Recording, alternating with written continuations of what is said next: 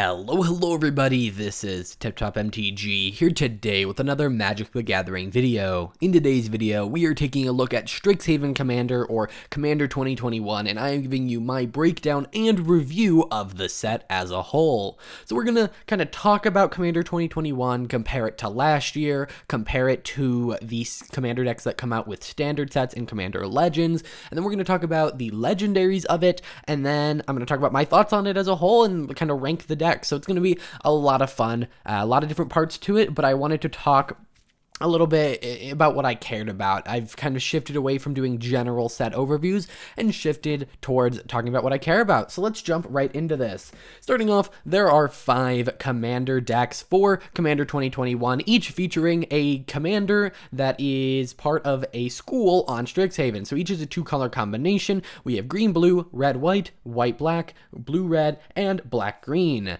You can see what they look like here. One of the big things that they did with Commander 2021 is change the packaging. So you can see it in comparison to Commander 2020 right there with Calamax. Some big things, I mean, the packaging just looks different, but that's not super duper huge. There are a couple bigger changes. For instance, the packaging tells us here that there are only 2 foils. We also know that because, it was revealed. So instead of getting 4 legendaries that are foil, instead you only get 2. So you might be thinking, okay, well, that's a downside. Another thing is the giant card in the front has been replaced. So while it is an actual card on the one on the right, it is just printed on the packaging on the left. And the reason they did this is that they wanted all of the packaging to be completely recyclable. So it's a really good move in that sense, but you're thinking to yourself, oh, so they got rid of the big card and they reduced the amount of foils. One thing I do want to mention, though, is that the price of this is drastically reduced. I'm sure you can actually find them for somewhere around $20 to $30, and in the past, we've had these be way more expensive and slowly creeping up in price. So it has been brought down in MSRP. They technically don't do that, but yeah, the price has come down, which I think is really good, especially when you compare them to the, set commander deck. So back with Zendikar Rising, they made a change. They were no longer going to do Planeswalker decks in non-core sets, and instead replace them with commander decks. Unlike Planeswalker decks, these commander decks were actually pretty good, and they didn't feature nearly as many new cards as like Commander 2020 or even Commander 2021 at this point, but it did provide a better option for people who liked the set but didn't want to get into standard. So, or preferred commander, I should say. So let's compare these really quickly. Again, starting off, the number of legendaries is different. This time, Commander 2021 has 1 extra foil over the normal commander decks. And no, there is no Strixhaven, quote-unquote, commander like the Kaldheim one you're seeing there. It is just Commander 2021. So essentially, the spring set will have the bigger commander decks. You'll also notice that the packaging just looks different in general, and again, the plastic in the front here is on the right, it's actually plastic with the actual card, and on the left, it's just a printing. So yeah, some pretty interesting differences. Looking at the statistics of it, the ones from Kaldheim had 8 new cards per deck, which was higher than both Commander Legends and Zendikar Rising, and there were only 2 decks. The same was true of Zendikar Rising and Commander Legends, but with Commander 2021, there are 16.2 new cards per deck. I believe there is 1 card that is shared between all of them, so it's 16 or 17, depending how you look at it. And there are 5 decks, so yeah, a lot more new cards going into the set, but it is obviously a bigger occasion. It is Commander 2021, and you'll notice actually you can kind of see the set codes right now. Actually, on the right, the code was KMC, Kaldheim Commander, and this is C21. So it's not Strixhaven Commander. Think of this as Commander 2021. I just want to really stress that. And of course, the packaging looks different. So why don't we actually just go look at all of these kind of individually, breaking down what the commanders are, what the themes are, and my thoughts on the deck. So let's start with Silver Quill Statement. It is an Orsov colored commander deck. There are 2 commanders that can be run. We have Brina the Demagogue. It's a 3-cost white and black legendary creature bird warlock, 1/3 with flying. And it says, whenever a player attacks one of your opponents, if that opponent has more life than another of your opponents, that attacking player draws a card and you put 2 +1/+1 counters on a creature you control. So to sum this up in non-magic terms, or at least simpler terms, whenever anyone attacks the opponent with the highest life total, that player attacking draws a card, and you get to put 2 +1/+1 counters on a creature you control. Then we have Felisa, Fang of Silver Quill. It is a 4-cost white and black legendary creature vampire wizard, 3/2 with flying, and it has Mentor, meaning whenever it attacks, you get to put a +1/+1 counter on target attacking creature with lesser power. I think that's a really amazing addition. And then it says whenever a non-token creature you control dies, if it had counters on it, create X tapped 2/1 white and black inkling creature tokens with flying, where X is the number of counters it had. So both are very clearly pushing you in the direction of +1/+1 counters, and that is what Silver Quill is doing both in the commander decks and the main set. Brina here is the commander that the deck is built around. However, Felisa actually works really awesomely as well. I think this is one of the decks where you could really run either and do well. However, the Silver Quill commander deck has a little bit more of a focus on getting your opponents to attack each other and not you. Think about it like this. If it's me, an opponent, and one other opponent, they are much more likely to attack each other if it means that they get to draw a card, meaning that it's an aggro deck, because that's what Silver Quill was designed to be, but it also is making your opponents aggro at each other, which sometimes is the issue with aggro decks, is that you get teamed against, and I think Silver Quill is doing it in a very interesting way. And generally how it's doing that is +1/+1 counter aggro and not caring about your creatures dying, which is a form of aggro. I mean, if I can just swing at you and know that, oops, if my creature dies, so what? I'm gonna get a bunch of 2/1s to replace them. It allows you to be much more aggressive. So it's aggressive in a different way than typical green, red or green or white typically does. And I think that's really interesting, and a new territory, maybe not new, but a newer territory, especially for recent times, for this color combination. It also features 2 other legendaries, Niles, Discipline Enforcer, and Fane the Broker. If you want to hear my more in-depth thoughts of each commander individually, I did spoilers covering all of the different commanders, except for Witherbloom, because those spoilers got released really late. So yeah, let's read these. It's a 3-cost white legendary creature, human cleric 2/2, and it says at the beginning of your end step, for each player, put a +1/+1 counter on up to 1 target creature that player controls. So it could go on your creature, so like you essentially get to decide where you put counters, 1 counter per player, but it's not like you put 4 on yours. It's I put 1 on mine, 1 on yours. I'm not going to put 1 on yours, and then I'm going to put 1 on yours. And why would you want to do that? Well, each creature with 1 or more counters on it can't attack you or planeswalkers you control unless its controller pays X, where X is the number of counters on that creature. So essentially what's happening here is you're boosting up your creatures and saying, hey, don't attack me, you'll have to pay mana. And this is exactly what I was talking about. You're making your opponents aggro at each other, and because you're making their creatures bigger, it means that they are also killing each other faster. So I really like it. And then we have Fane the Broker. It's a 3-cost black legendary creature, human warlock 3/3, and you can tap to sack a creature to put 2 +1/+1 counters on target creature. You can tap and remove a counter from a creature you control to create a treasure.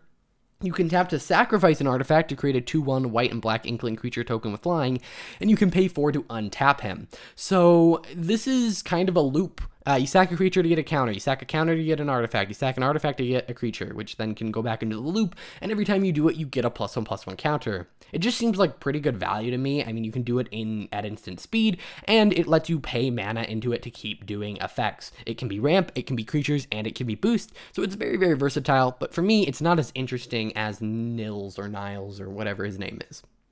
All right, let's move on to the next deck. The next deck here is Quantum Quandrix. It is a Simic colored deck, and it has 2 commanders that can be the lead of the deck.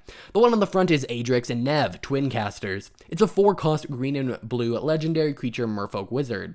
It has Ward 2, meaning that whenever it becomes the target of a spell or ability, an opponent controls a counter unless that player pays 2. And it's also a 2/2.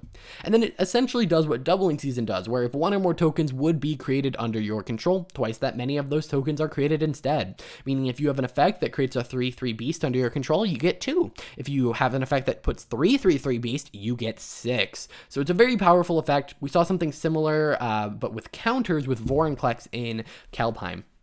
Then we have Essex Fractal Bloom. It's a 6-cost green and blue legendary creature Fractal. If I'm not mistaken, it's one of the only non-token Fractals. It's a 4/4 with flying, and it says the first time you would create 1 or more tokens during each of your turns, you may instead choose a creature other than Essex Fractal Bloom and create that many tokens that are copies of that creature. All right, so both clearly care about tokens, and that is generally what the Quandrix are doing.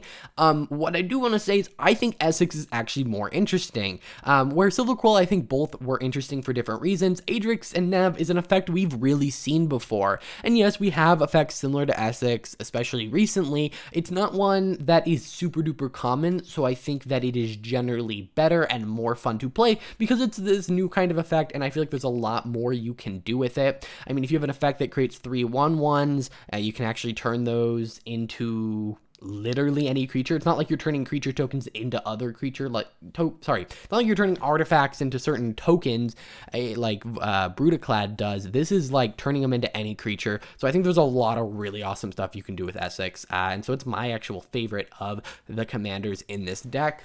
However, there are also 2 other commanders. Octavia, Living Thesis. It's a 10 cost blue legendary creature elemental octopus 8/8, and it costs 8 less to cast if you have 8 or more instants and or sorcery cards in your graveyard. And then it has Ward 8, essentially hexproof. If you're paying 8 additional, you're probably paying at least 10 mana to remove Octavia, which is pretty crazy. And then whenever you cast or copy an instant or sorcery spell, target creature has base power and toughness 8/8 until end of turn. Very, very good. It's very rare that your creatures are not going to want that little boost. It can also happen at instant speed, meaning you can really quickly turn things around. And yeah, it's actually like kind of a cheap commander when you think about it. This essentially could have been a 2 blue commander that said in order to cast it, you need to have 8 or more instant or sorcery cards in your graveyard, and it still would have been pretty good. It's a little bit boring in my opinion, but I do think there are interesting things you can do with it. Like at its face, it seems boring, but then when you consider the fact that you can do instant speed nonsense with that Magecraft trigger, and there's lots of ways in blue to mill yourself, maybe there's something you can really do with this. Next, we have Ruxa, Patient Professor. It's a 4-cost green legendary creature bear druid, 4/4, and when it enters the battlefield or attacks, return target creature card with no abilities from your graveyard to your hand. Creatures you control with no abilities get +1/+1, and you may have creatures you control with no abilities assign their combat damage as though they weren't blocked. So this one I'm very not torn on, but I just don't like it. Here's why. You are building this, and I'm sure it would be really cool if you could always have Ruxa on the board, but if Ruxa's too powerful of a commander, they're just going to get removed, and then you're stuck with a bunch of creatures with no abilities, and that's not very fun. I'm sure there are some interesting cards you might be able to run where they technically have no abilities, but you might be able to do other things with them, but I just feel like this is very limiting in how you have to build your deck, that if you don't have your commander, you're not doing anything, and those decks are generally not that great because that means that removal spells can hold your entire deck hostage. Next, we have the Lorehold School. It has 2 commanders. It has Osgir, the Reconstructor. It's a 4-cost red and white legendary creature giant artificer, 4/4 with vigilance. And you can pay 1 and sack an artifact and give target creature you control +2/+0 until end of turn. Then you can pay X and tap and exile an artifact card with mana value X from your graveyard. If you do that, you get to create 2 tokens that are copies of the exiled card. Activate only as a sorcery. Honestly, Boros, red and white generally only cares about combat commanders, so it's really awesome to see a commander that is really about getting value, especially with artifacts, as it's a way that I feel like Boros, it makes a lot of sense for Boros. Similarly, Alabu, Ancient Witness, is a 5-cost red and white legendary artifact creature golem, 4/5, and it says other artifact creatures you control have haste. Pretty cool. And then whenever 1 or more artifact creatures you control attack, it deals X damage to any target, and you scry X, where X is the number of tapped artifacts you control. So this one's kind of a mix. Osgir is not really caring about combat at all, with the exception of that increase of attack, but it's really there just as a sack outlet. Where Alabu is all about attacking, but then generating value. Osgir is using value to probably attack. Alabu is using attack to generate value. And I think it's a really interesting dynamic. I personally prefer Osgir, but I think that both are really valid choices and are really interesting places for Boros to be. And honestly, Commander 2021 and Strixhaven have been really amazing for red and white, giving them lots of effects they normally don't get. And we're going to talk about that a little bit at the end when I talk about my opinions on the set as a whole. It also has two other commanders. We have Lorehold, Clockwork Scholar. It's a 3-cost white legendary creature, Elephant Artificer, 2/4, and prevent all combat damage that would be dealt to attacking artifact creatures you control. So again, caring about artifact creatures. And then whenever one or more artifact creatures enters the battlefield under your control, draw a card. This can only happen once each turn. Mark Rosewater said that actually Mono White is getting a new thing where they can draw a card based on an effect once per turn. So they can't keep drawing cards, so it's a little bit more fair. But they're going to be getting more stuff like this. This reminds me of a more balanced version of Shram. We really don't see artifact creatures as a very common thing, so it's cool to get some new commanders for that. Next, we have Lelia, the Blade Reforged. It's a 3-cost red legendary creature, Spirit Warrior, 2/2 with haste, and it says whenever it attacks, exile the top card of your library. You may play that card this turn. So when it attacks, draw a card for the turn. And then whenever you exile one or more cards from your library, put a +1/+1 counter on it, or from your graveyard, sorry. I think it's interesting. I don't know if it's interesting enough to be a commander, but there are a lot of effects that do impulsively draw in red, or cards that exile cards from your graveyard, so you might be able to do something with it. It's just not necessarily my kind of card. Now, by the way, it does have haste, so that does mean it comes down and attacks the turn it comes out, so it is a 3/3 for 3 essentially, which draws you a card. That's pretty cool. But then again, also, if you can't attack, it does shut down a lot of this card. Next, we have Prismari Performance. This is obviously the Is It Colored guild, and they care all about big spells, and you'll see that here with Zephi, Thunder Conductor. It's a 4-cost blue and red legendary creature, Human Shaman, 1/4. Whenever you cast or copy an instant or sorcery spell, scry 1. If that spell's mana value, which is the same thing as converted mana cost, is 5 or greater, create a 4/4 blue and red elemental creature token. If that spell's mana value is 10 or greater, Zephi, Thunder Collector deals 10 damage to an opponent chosen at random. It's interesting in my opinion. I think there are two ways you can really build the deck. You can either build it with X spells, so depending on the part of the game, you can get different values for Zephi, or you can build it around cheating mana cost, but you generally don't want to do both, because when you're cheating mana cost, you can't cheat the mana cost of X spells, and when you are, doing X spells, I think you have to do one or the other, and I think X spells will be the more popular or more powerful way to go. I just think that it's a little gimmicky for my likings. I generally prefer Veyron, Voice of Duality, who is a 3-cost blue and red legendary creature, Efreet Wizard, 2/2, and it says whenever you cast or copy an instant or sorcery spell, it gets +1/+1 until end of turn. That's not why it's cool. That's essentially prowess, but when you copy things as well. And then it says, and it's also for only instants and sorceries. Let me clarify that. If you casting or copying an instant or sorcery spell causes a triggered ability of a permanent you control to trigger, that ability triggers an additional time. So it's essentially Panharmonicon or Yarick from what was that, Magic 2020 or Core Set 2020, where it's doubling kind of triggered abilities that happen, except normally this kind of effect doubles things that enter the battlefield. This is doubling things that trigger off of cast and copy, which by the way includes Veyron. So Veyron actually gets +2/+2 until end of turn, which I think is kind of interesting. Either way, it is a powerful card in my opinion that can go with a lot of different things, and for me, it's a little bit more spell spammy. Like they went with Prismari and wanted it to be about casting big spells, hence why Zephi is the front commander, but I think Veyron has a lot more potential here. It's a mana cheaper, and it's just a lot more value-based rather than Zephi, which is not that amazing in my opinion, and requires a lot of setup for, 10 damage to an opponent chosen at random, that's fine, but I think you can just get more done with Veyron. It also has two commanders in there. We have Dika, Fractal Theorist. I lied. That's for Did I mix these up? Oh my gosh, I did. Okay, well, this one's actually in the Quandrix deck. So whatever the blue one was there, swap it with this one. I am so sorry about that. I was like, Fractal, that's Quandrix. Either way, so this one goes with Quandrix. The one that was with Quandrix goes with this. Sorry about that. It is a 5-cost blue legendary creature, a human wizard, 3/3, and it says whenever you cast or copy an instant or sorcery spell, create a 0/0 green and blue fractal creature token, put X +1/+1 counters on it where X is that spell's mana value, and then you can pay 4 and target creature token can't be blocked this turn. Remember, this one's going in the Quandrix deck. Again, really, really sorry about that. Next, we have Riona, Fire Dancer. It's a 5-cost red legendary creature human wizard. And it says at the beginning of combat on your turn, create X tokens that are copies of another target creature you control, where X is 1 plus the number of instant and sorcery spells you've cast this turn. They gain haste. Exile them at the beginning of the next end step. So, very, very powerful card. I actually think it's one of the more interesting monocolored commanders, just because it does let you do some really interesting things. It synergizes with a lot of cards.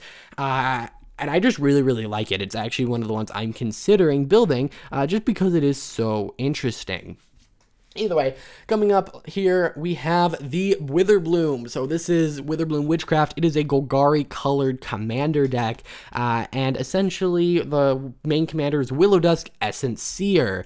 It is a 3-cost black and green 3/3 legendary creature, Dryad Druid, and it has an ability. You can pay 1 and tap it to put a number of +1/+1 counters on it equal to the amount of life you gained this turn, or the amount of life you lost this turn, whichever is greater. Activate only as a sorcery. So you can make one creature really big if you gained a lot of life or if you lost a lot of life. What's interesting is that Witherbloom cares about life gain.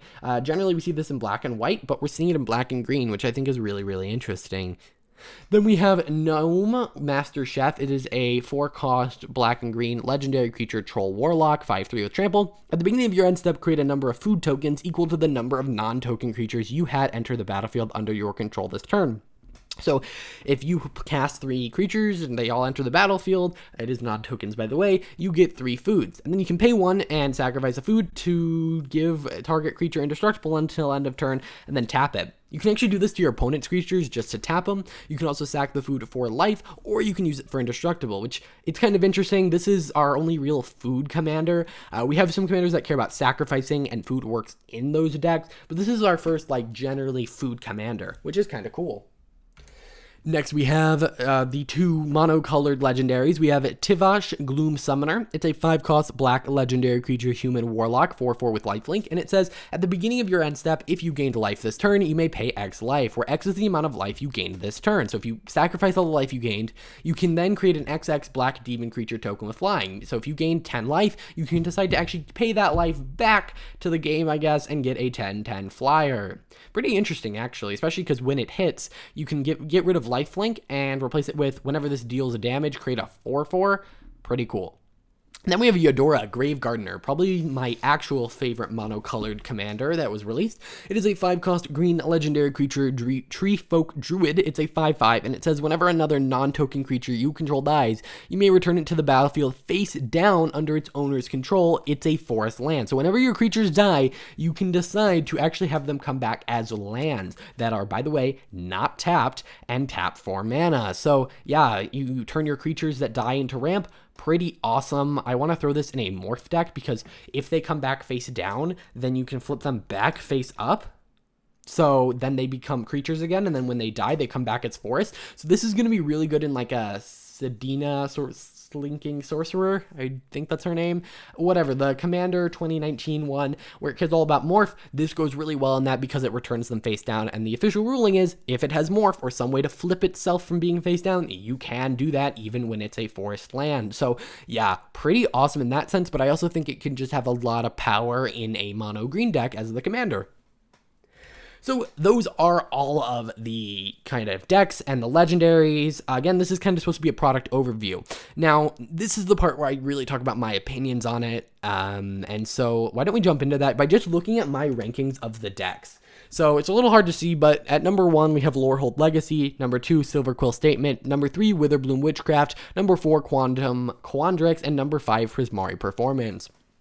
Honestly, if you would have told me going into this would have been my list, I think I would have told you were crazy. I mean, especially if I had seen the Strixhaven spoilers, I would have put probably Prismari first, followed by, probably Lorehold.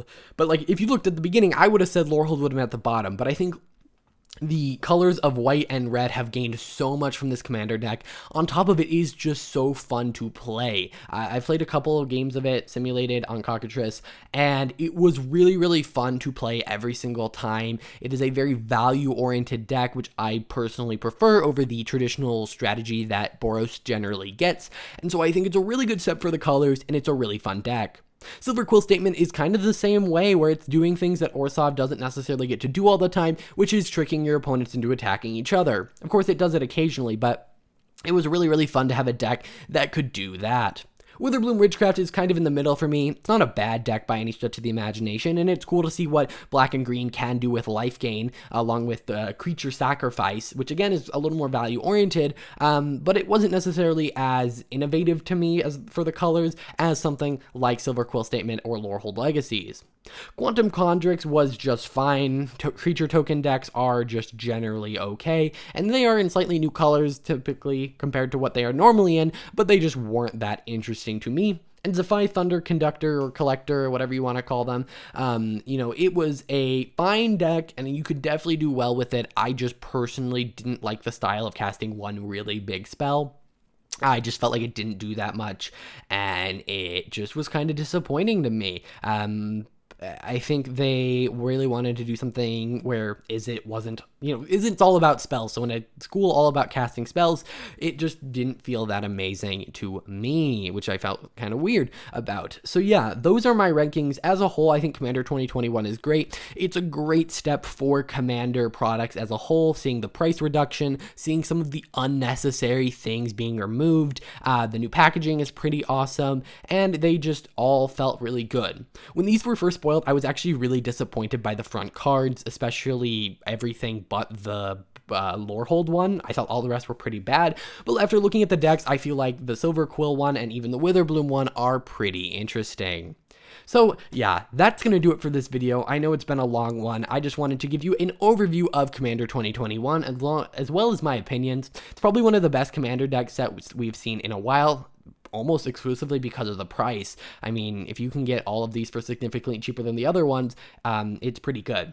Now, I didn't talk about price or anything in this, and that's because and I haven't decided as of filming this either before this has come out or after it's coming out. There's going to be a video where I talk about the top 10 most expensive cards and then talk about reprints and talk about value and all of that. So yeah, you guys should stay tuned for that video. If you enjoyed, hit that like button, subscribe, and I will see you guys in the next one. Bye.